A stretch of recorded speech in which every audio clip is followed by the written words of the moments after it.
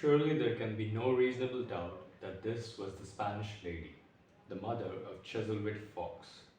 But there is one other piece of evidence bearing immediate reference to their close connection, but connection is spelled with an X, connection with this memorable event in English history, which must carry conviction even to a mind, if such a mind there be, remaining unconvinced by these presumptive proofs.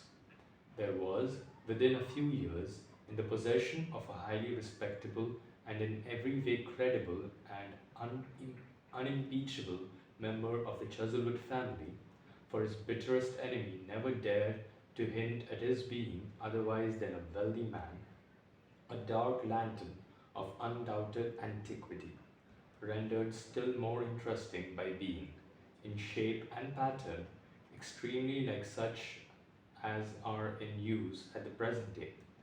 Now, this gentleman, since deceased, was at all times ready to make oath and did again and again set forth upon his solemn asseveration, asseveration,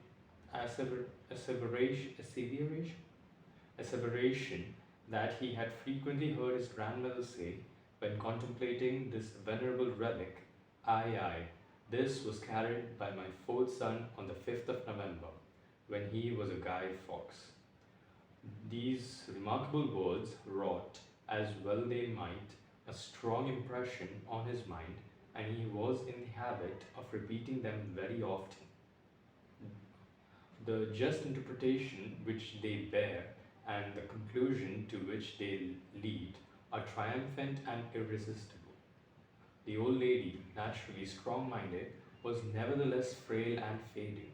She was notoriously subject to that confusion of ideas, or, to say the least, of speech, to which age and garrulity are liable. The very slight confusion apparent in these expressions is manifest, and is ludicrously easy of correction. "Aye, aye," quoth she, and it will be observed that no emendation whatever is necessary to be made in these two initiative remarks.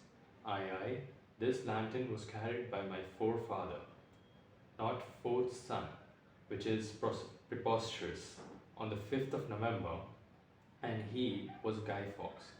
Here we have a remark at once consistent, clear, natural, and in strict accordance with the character of the speaker.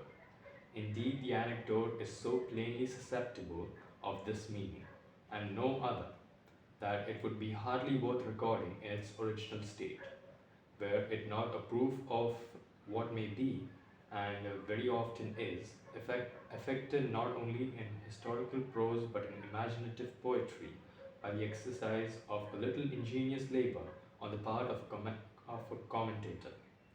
It has been said that there is no instance in modern times of a Chuzzlewit having been found on terms of intimacy with the great.